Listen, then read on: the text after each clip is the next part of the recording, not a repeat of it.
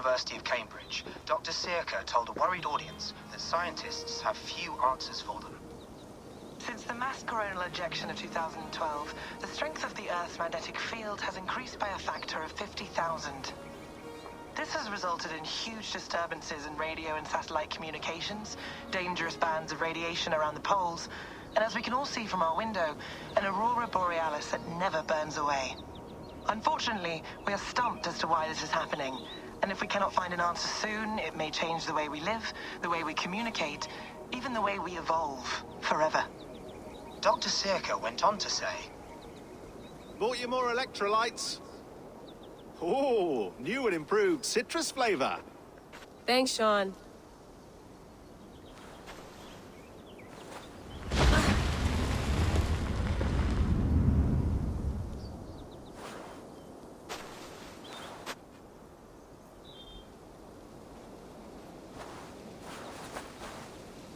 How do we fix this? How are you the key to everything?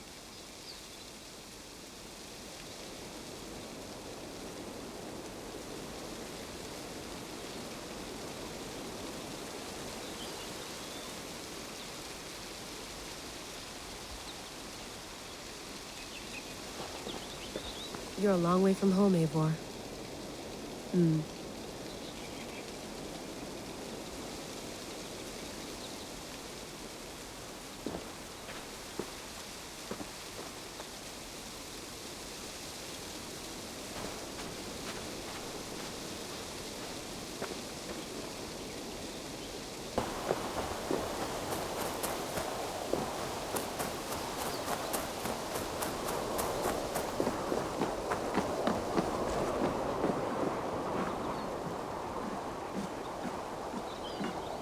Beautiful. But it's not normal.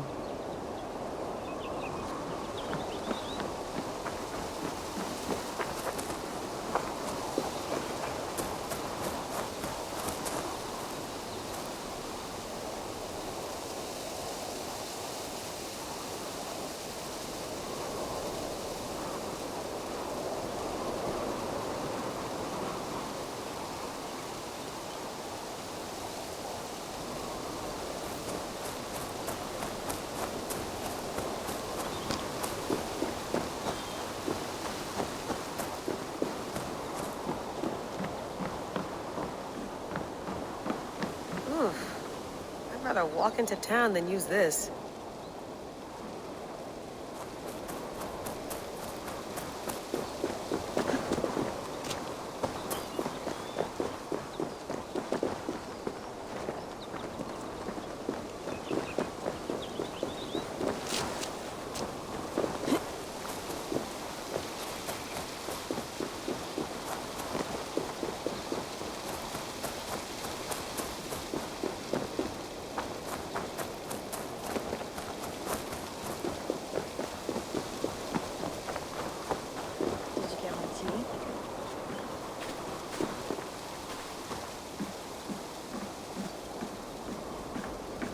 I'd love to play around, but I have bigger things on my mind.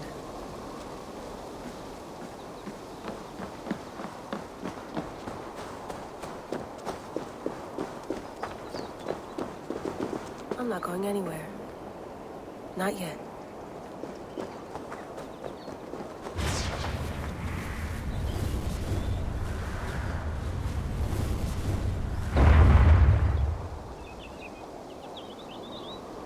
Another satellite. Damn.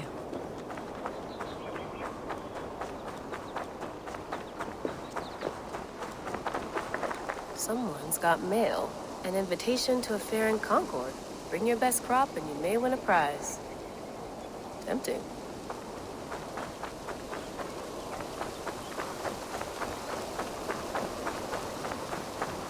Layla, you can't run away from this.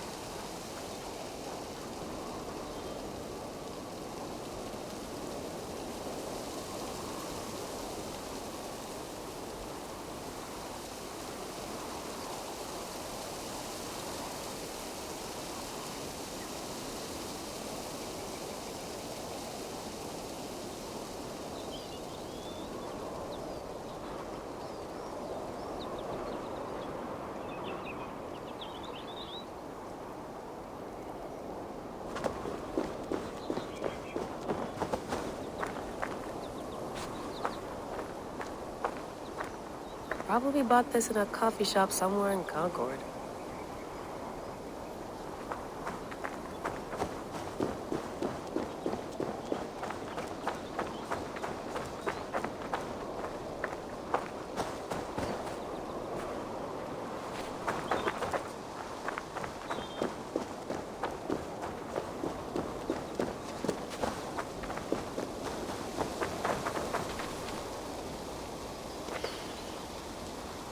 I should do this more often. Relaxing.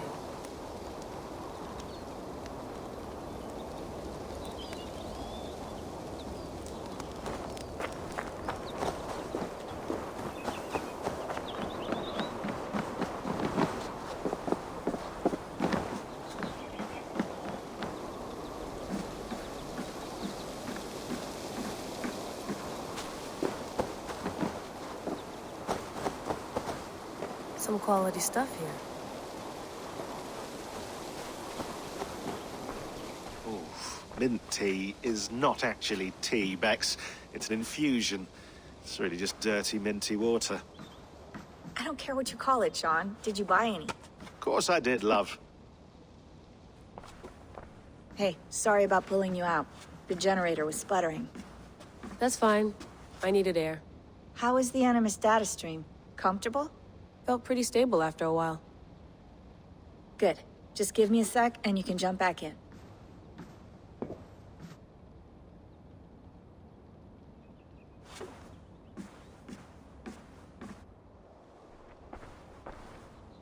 Another satellite came down. Did you see? I did. One of Abstergo's. That's good. Well, most of North America just lost its GPS service, so depends what you mean by good, really. Right. Even when we win, we lose. Okay, we're all set. Whenever you're ready, you can jump back in.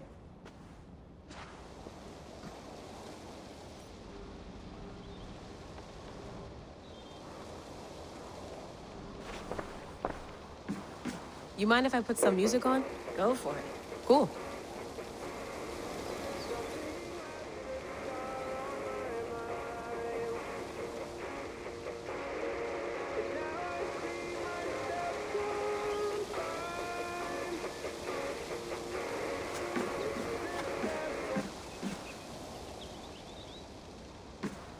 That's quite nice. Soothing.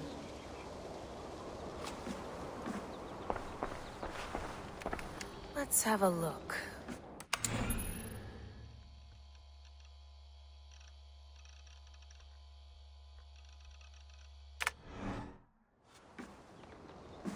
I went through hell to bring you here. It had better be worth it.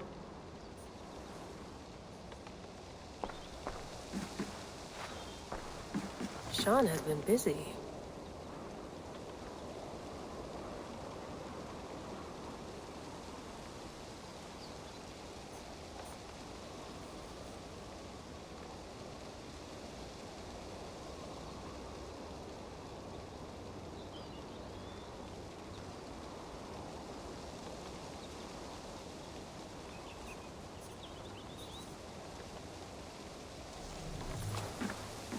Hello, Layla. Sean, what do you make of the grave out there? Well, it overturns a few hundred years of scholarship about the first Europeans to set foot in North America. Apart from that, it's just a bunch of muddy bones, isn't it? Can we talk about this thing on my neck for a second? Ah, the mood stabilizer. Yes. It's not harmful, is it?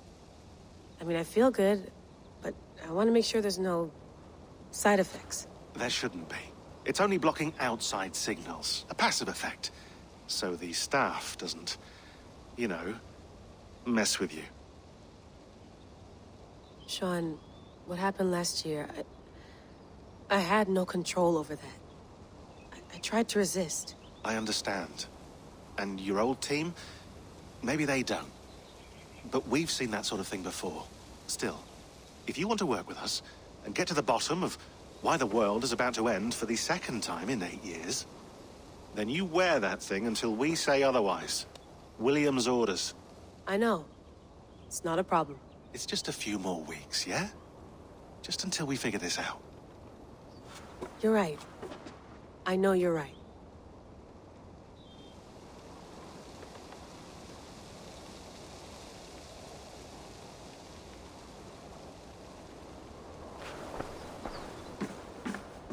You gonna put this in the fridge, Sean? Of course. In half a minute. Remember, tomatoes go on the counter, not the fridge.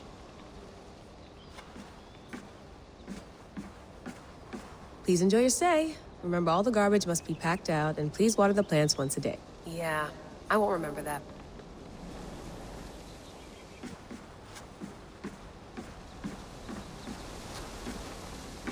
Sean, don't forget to water the plants while I'm under, okay? I'll add it to the calendar and tattoo it on my leg.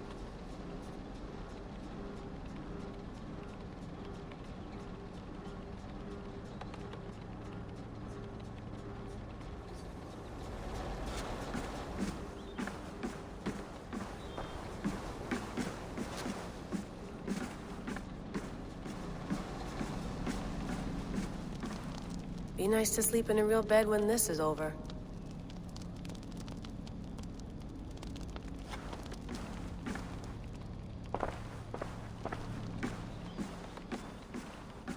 Feeling okay?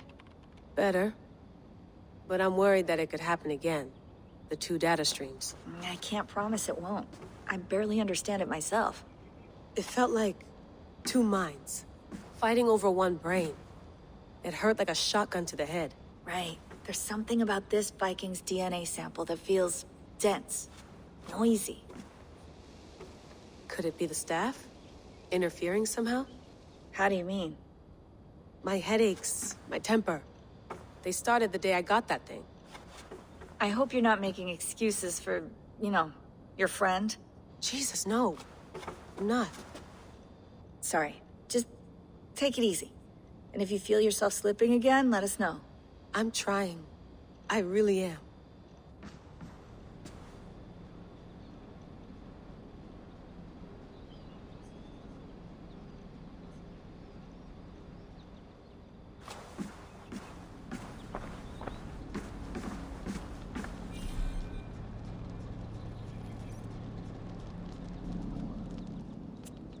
All right, time to go. Norway to England takes about a week by long ship, so I'll scrub ahead.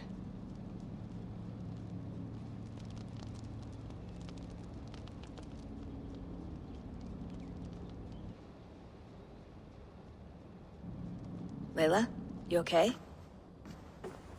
Sorry. Can you play the message again? We have the transcript. If you're looking for something, I can go No, and... I want to hear it. Okay. I don't mean to be cryptic. It's just... that message led us here. To this place. To a Norse grave in North America. So those bones out there are the only lead we have. Our only chance at fixing this planet before it's too late. Here it is. I lived, I died, and now I sleep. And in my sleep I dream. And in my dreams, I see an end to the doom that will grip the earth once again. Find the wolf-kissed. Find the mad one. Find me. And save us all from another death. Unsettling, that is. That pulse in the message. Are you sure it's just coordinates? Nothing else? Nothing I can find. Okay, I'm ready. Here we go.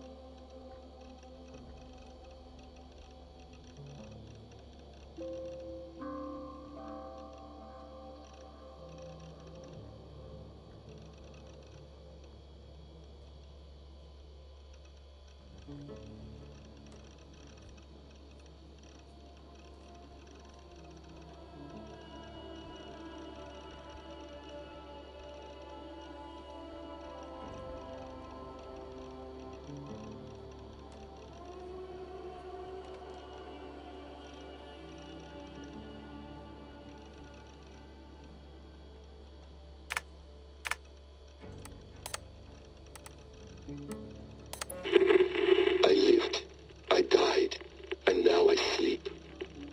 And in my sleep I dream. And in my dreams I see an end to the doom that will grip the earth once again. Find the wolf-kissed. Find the mad one. Find me. And save us all from another death.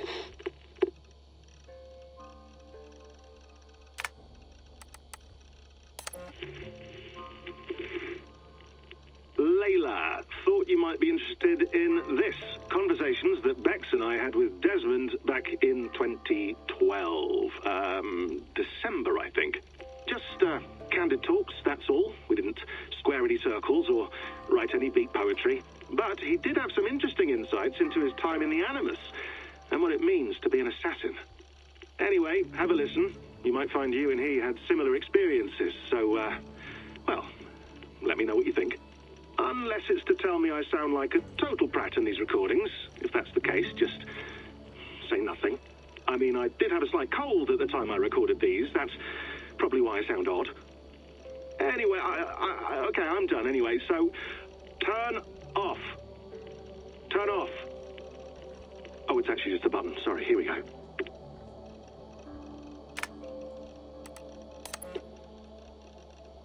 No, come on, Sean. Turn that thing off. Oh, hold on. I like what you said there. I want to get this for posterity. Say it again, nice and loud. Seriously? Sure, come on. If nothing else, it'll give me leverage with your old man. Ah, that's your angle. Nice. What I said was, I wish I hadn't been born into the Assassins. I wish I had chosen this life. Is that good enough? Sure, but why is that? Because choice is the central idea of our creed. It underpins everything, right? It's about free will. It's about seeing the evidence before you and saying, yes, this is what I want. Or, no, this isn't for me. But when you're born into a group like this, or any other, like I was, you get mixed signals. You get told over and over again, this is what we believe. These are the rules. This is reality. No deviation. And if you question it, oh, they look at you like you killed a puppy. That's hardly free will. It's a weird irony when free will is your central belief, but nobody wants you to believe otherwise. I don't know how to say it exactly, but I always thought there was something self-destructive about our creed. If free will is the most important moral guidepost we have, we should be free to ignore it. To choose submission, for example. You know what I mean? Like, we should be free to side with the Templars. If it's really my choice, I could do that. Right. It's almost self-refuting. A democracy could democratically elect a dictator or choose to get rid of democracy altogether. Within our creed is the seed of its own destruction. That's what makes it powerful, I think. And fragile. Right. The more freedom you have, the more risky it is, you know? Anyway, my dad has mellowed over the years, but he was strict when we lived on the farm. He ran a tight ship. I never got the impression that I was free to choose my path forward. Our creed, our tenets, they were drilled into my head. By the time I was a teenager, I was following these rules out of a sense of duty. This was just what we did. That happens to a lot of organizations over time. The stagnation sets in, you know? The fundamentalism. Yeah. Following the rules becomes more important than achieving whatever goal you set out for yourself. And people start to lose sight of the reason the rules exist. That's called deontology, or a form of it. Following a rule for its own sake and not for the consequences it has. Yeah, but that feels backwards, doesn't it? Well, I think so. Following a rule is the easy part. Praying, taking a sip of wine, munching on a wafer. Rituals that give comfort. But that's just going through the motions. It makes people feel like they're doing something. When the hard work is, well, actually getting off your ass and doing something productive. I think people just want boundaries. Tight boundaries. They want to see the four walls that pen them in. I don't disagree. Anything outside that, anything that makes life more complex, that's scary. That's why I envy you. You chose this life. You went through that process, and you decided, yes, I believe in this. Sure. It didn't stop me from being an insufferable know-it-all as a teenager, but I see your point. I would have loved to have been a know-it-all. I knew nothing. Not until you guys found me. Yeah. It wasn't until I met you, and Bex and Lucy, that I knew. I knew I wanted to be an assassin. Oh, thanks, Des. Come here. Bring it in, bud. I don't normally like touching, but I'll make an exception now. I am not hugging you. You sure? Because I smell very nice today. Can you just turn that off?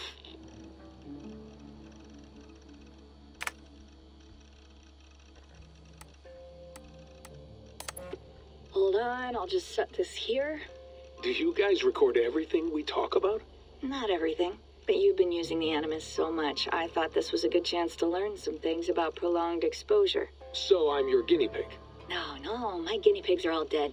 The Animus was too much for them to handle. Cute. Can I ask you about the bleeding effect? Any recent flashes? Any memories resurfacing? Yeah, the usual things.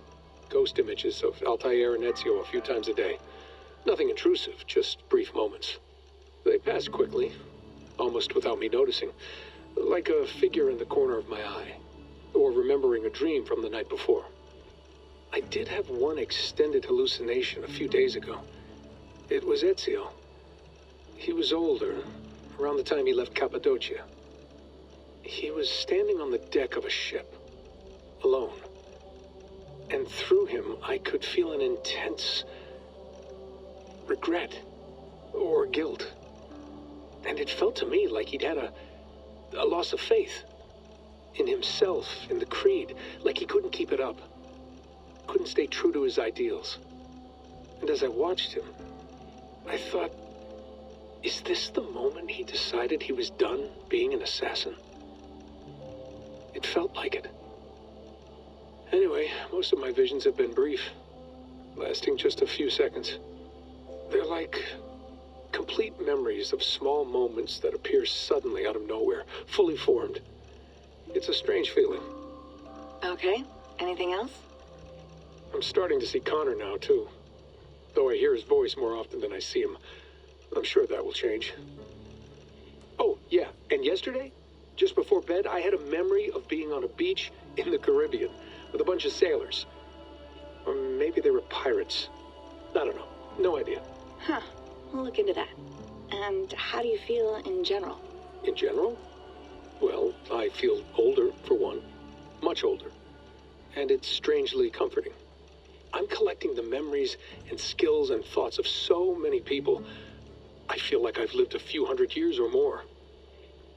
Is it possible that if I do this for too long, it'll push my own memories aside? That I'll be everyone but myself after a while? It's possible. That's called identity substitution. It's happened before, but it's rare. And someone with your background shouldn't need to worry. My background?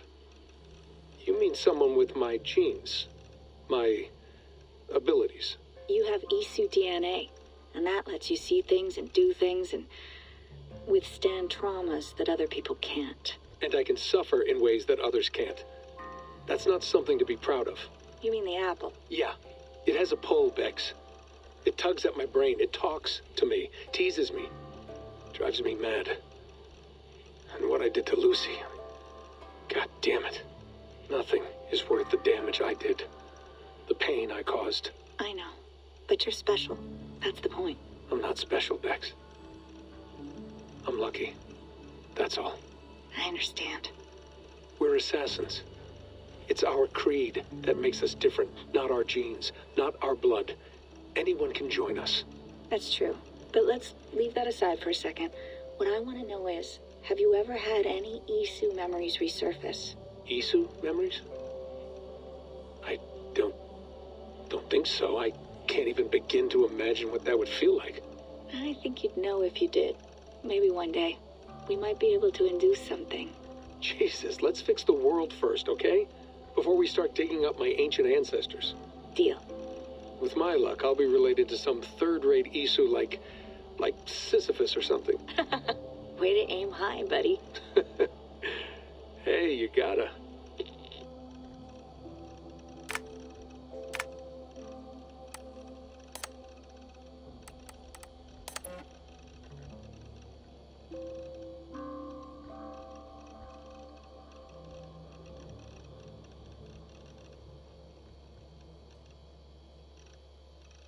Mm-hmm.